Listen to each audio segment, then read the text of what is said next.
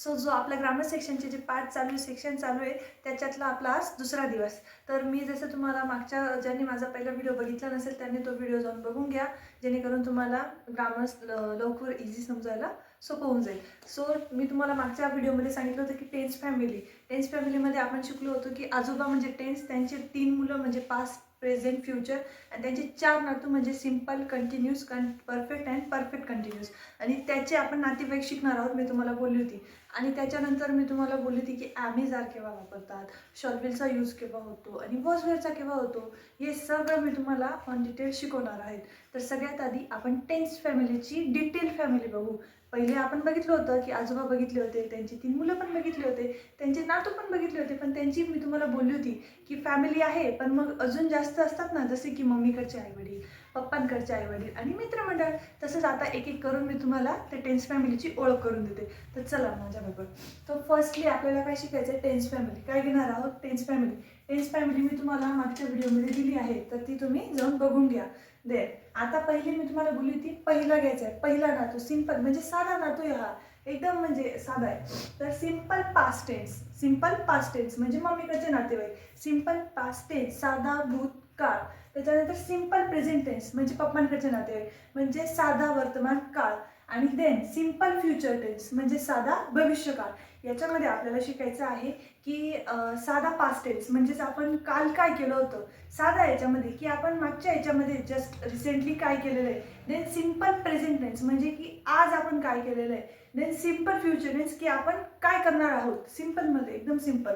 Then दुसरा नातू कोणता होता, कंटिन्यूस पास्ट टेन्स म्हणजे चालू भूतकाळ.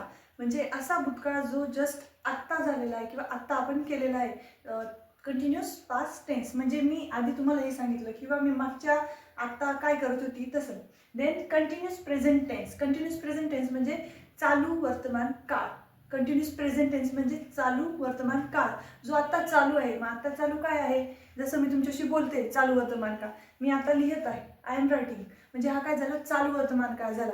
And then continuous future tense म्हणजे चालू भविष्यकाळ किंवा जो पूर्ण भविष्यकाळ असतो तो. देन परफेक्ट पास्ट टेन्स मी तुम्हाला बोलली होती, हा परफेक्ट 3 नंबरचा नातू जो आहे तो एकदम परफेक्ट आहे, म्हणजे एकदम हुशार आहे, एकदम सगळ्यांचं ऐकतो, जसे तुम्ही तुमच्या आईवडिलांचे ऐकतात तसं. भविष्यकाळ, चालू भूतकाळ, चालू भविष्यकाळ, चालू वर्तमान काळ.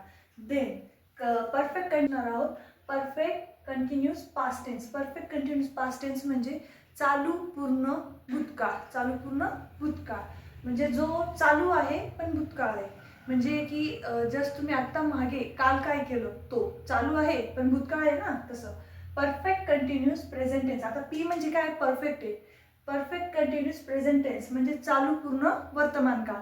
म्हणजे आता सकाळी तुम्ही काय खाल्लं होतं किंवा सकाळी तुम्ही काय केलं होतं म्हणतात चालू पूर्ण वर्तमान काळ.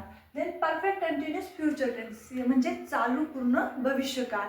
आणि हे सगळे काय आहेत, आपली 12 फॅमिली आहेत, म्हणजे नातेवाईक आहेत.